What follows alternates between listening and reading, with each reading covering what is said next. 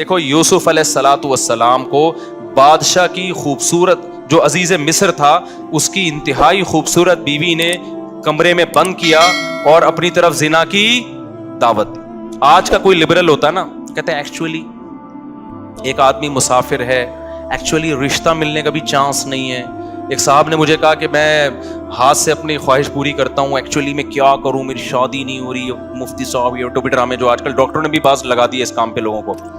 میں نے کہا میرے بھائی قرآن مجید میں اللہ کا حکم ہے الا علی ازواجہم, مرد اپنی خواہش بیوی کے علاوہ کسی اور راستے سے پوری نہیں کر سکتا. اچھا مسئلہ حیا کے خلاف ہے لیکن بتانا ضروری ہے, زوجہ سے کے ہاتھ کے ذریعے انسان ڈسچارج ہو سکتا ہے. حیا کے خلاف مسئلہ ہے لیکن یہ بہت پوچھتے ہیں لوگ, کچھ مسائل بولتے ہوئے مجھے خود ایک دماغ پہ بوجھ ہوتا ہے.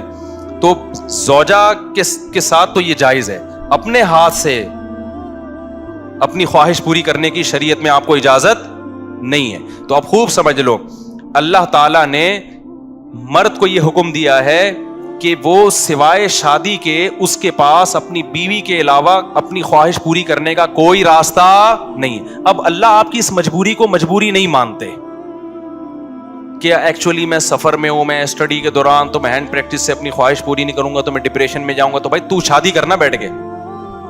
اگر آپ یہ کہتے ہو کہ مجھے رشتہ نہیں مل رہا تو اپنا معیار گراؤ.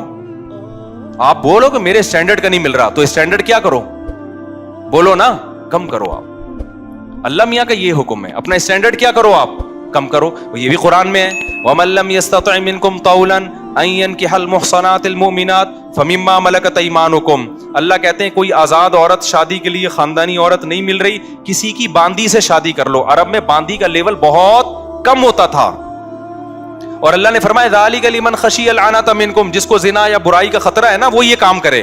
تو کیا مطلب اللہ کیا حکم دے رہے ہیں, اپنا اسٹینڈرڈ کیا کرو, بولو نا گرا دو. اور یہ اللہ نے مرد میں خواہش نفس مسلط اس لیے کی ہے کہ نہ چاہتے ہوئے بھی شادی کرے. یہ اس لیے نہیں کی ہے کہ ہاتھ سے فارغ ہو کر اپنے آپ کو ٹھنڈا کر لے اور شادی 10 سال کے لیے مؤخر کر لے. یہ تو مسلط کی گئی ہے کیونکہ شادی کو اسلام نے آپ پہ نہیں چھوڑا, فطرت نے آپ پہ نہیں چھوڑا.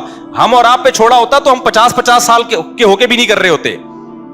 جو کام انسانیت کی بقا کے لیے ضروری تھا نا, اللہ نے وہ ہمارے مشورے پہ نہیں. اللہ چاہتے ہیں کہ نسل بڑھے, تو اس لیے یہ چیز اللہ نے مسلط کر دی ہے کہ لوگوں سے اللہ مشورہ نہیں لیں گے کہ ایکچولی آپ کو کرنی چاہیے کہ نہیں کرنی چاہیے.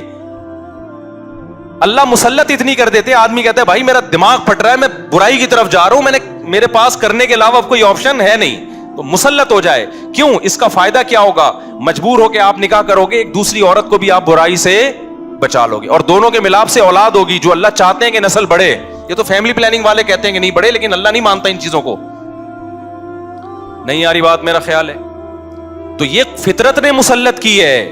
تو اگر ہم مجھ زنی کی اجازت دے دیں تو اس فطرت جو آپ سے چاہ رہی ہے آپ اس کے اگینسٹ چلنا, بولو نا شروع. مثال کے طور پر فطرت آپ کو بھوک لگاتی ہے روٹی کی, کیوں لگاتی ہے, چوری کر کے کھاؤ.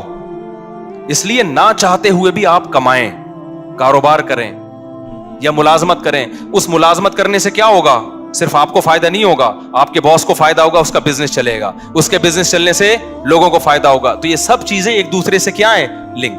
آپ کو بھوک لگ رہی ہے, اسلام کہتا ہے آپ حلال طریقے سے کما کے کھاؤ. آپ کہہ رہے تھے میں نہیں کما رہا, جب بھوک لگے گی نا ٹائٹ تو آپ کمانے پر کیا ہوگے, مجبور. پھر آپ بزنس کرو گے, اس بزنس سے آپ کو بھی فائدہ ہوگا اور قوم کو بھی فائدہ. تو کچھ کام قدرت ہم پہ مسلط کر کے کرواتی ہے تاکہ لوگوں کو اس سے کیا ہو جائے, فائدہ, ہمارے نہ چاہتے ہوئے بھی فائدہ ہو جائے.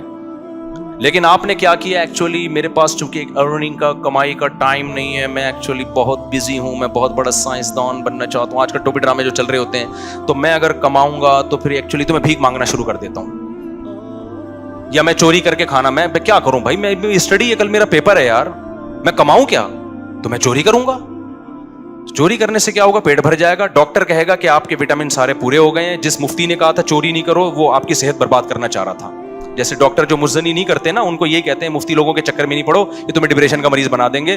کوئی بات نہیں, اپنے آپ کو ہاتھ سے فارغ کر لیا کرو, اس سے ڈپریشن کیا ہو جائے گی, ختم. او بھائی اس سے اس کی ڈپریشن ختم ہوگی, قوم کی ڈپریشن بڑھے گی, عورتوں کی ڈپریشن بڑھے گی, مرد ان سے شادیاں ٹائم پہ نہیں کریں گے. جیسے بڑھ رہی ہے ڈپریشن, وہ بھی زنا کی طرف جائیں گی, وہ بھی ہاتھ سے, اور جو گند ہماری سوسائٹی میں پھیل رہا ہے, اور نسل کی کمی کا ذریعہ بنے گی, بہت سارے سائڈ افیکٹ ہوں گے اس کے. تو فطرت آپ پہ بھوک مسلط کرتی ہے, نہ چاہتے ہوئے بھی آپ روٹی کماؤ, امتحان کو مؤخر کر دو, کیونکہ روٹی کمانے کی فکر ضروری ہے, اس سے دوسروں کو بھی روٹی ملے گی, اس کو بھی بزنس ملے گا. تو فطرت جو بیسک ضرورتیں ہیں نا وہ ہم سے نہیں پوچھتی, وہ ہم پہ مسلط کر دیتی ہے. تو صحیح آدمی ہوگا, صحیح ڈاکٹر ہوگا, وہ کیا کہے گا, یار بھوک لگ رہی ہے نا, پڑھائی کو ایک طرف رکھ, تو ایسا کر کچھ کما یار, کچھ سائڈ بزنس کر لے. اس بزنس سے پھر قوم کو کیا ہونا شروع ہو جائے گا, فائدہ. اگر فری پھوکٹ میں ملنا شروع ہو جائے تو وہ سارا سیٹ اپ کیا ہو جاتا ہے. تبھی تو میں ان کے خلاف ہوں, یہ جو دسترخوان لمبے لمبے بچھائے ہوئے ہوتے ہیں, امیر غریب کا فرق کیے بغیر کھلا رہے ہوتے ہیں.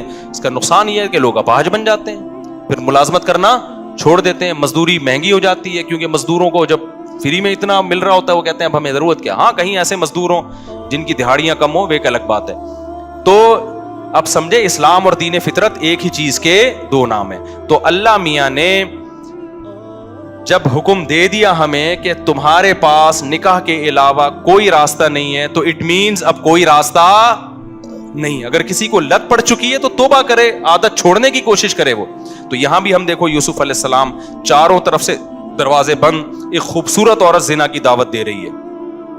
حضرت یوسف ینگ بھی ہیں, جوان بھی, مسافر بھی ہیں, مسافروں کو رشتے ملنا بولو مشکل, لیکن نہ, پھر چاروں طرف سے دروازہ بند. یہ بھی کہہ سکتے تھے جو کہ بھائی اب تو یعنی عورت بھی راضی ہے نا, تو کسی کا دل بھی نہیں دکھا رہے ہم. لیکن شرعی نصوص کیا ہیں کہ لا تقربوا الزنا, کسی بھی شکل میں زنا آپ کے لیے حلال نہیں. حضرت یوسف دوڑے بھاگے, جس حد تک اپنے آپ کو بچا سکتے تھے بچانے کی کوشش. اس کے بعد کیا ہوا, پھر یوسف علیہ السلام جب جو عزیز مصر کی بیوی تھی اس کی جب بدنامی ہو گئی نا, راز فاش ہو گیا کہ یہ اس کی حرکت تھی, تو شہر کی عورتیں کیا کہنے لگی, وقال نسوۃ فی المدینہ امرأۃ العزیز تراود فتاها عن نفسی, کہ دیکھو عزیز مصر بہت بڑا عہدہ تھا, اس کی بیوی ہو کے عاشق کس پہ ہو رہی ہے, ایک غلام پہ عاشق ہو رہی ہے. انا لنراها فی ضلال مبین, ہم سمجھتے ہیں یہ کھلی ہوئی غلطی میں, کیونکہ بھائی اس کا تو رائل فیملی سے ہے نا, تو اس کسی بادشاہ پہ ہوتی, چلو اپنے ملک کا اچھا نہیں لگ رہا اپنا میاں, تو پڑوسیوں کے کسی بادشاہ پہ ہو جاتی, شہزادے پہ ہو جاتی, اپنے گھر کے غلام پہ. تو قرآن کیا کہتا ہے کہ عزیز مصر کی بیوی نے مصر کی عورتوں کی دعوت کی اور ان کے ہاتھ میں چاقو پکڑا دیا, اور یوسف علیہ السلام کو حکم دیا یہاں سے نکل کے جاؤ. حدیث میں آتا ہے اللہ نے اکیلا آدھا حسن یوسف علیہ السلام کو دیا. اس پوری کائنات میں جتنا حسن بانٹا ہے نا اللہ میاں نے, تم لوگ کے حسن ہے ہی نہیں تو سمجھ میں کہاں سے آئیں گی یہ باتیں. کیا ہے حقیقت, حسن ویسی کراچی میں کیا چل رہا ہے, جو یہاں کے ماحول ہے, حسن وسن گیا تیل لینے. تو حدیث میں آتا ہے, بخاری کی حدیث ہے, اکیلا آدھا حسن اللہ نے کس کو دیا, اس کائنات میں جتنا حسن بانٹا ہے نا, ہمارے حصے میں کروڑوں